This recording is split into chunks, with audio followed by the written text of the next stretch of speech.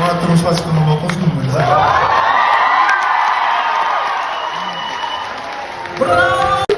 Азыр бул да деш керек же деп деш керек же ооба деш керек же жок деш керек. Угайлуу? Микрофон берип турчу өзүңө. Турмушка чыкканга макулсуңбу мага? Элдер айтпайсыздар, да де. Элдерди угуп атасызбы? Музыканттагы образга кирип кетти го. Эмне деген жооп? Sen beni canlıdan öleceksin.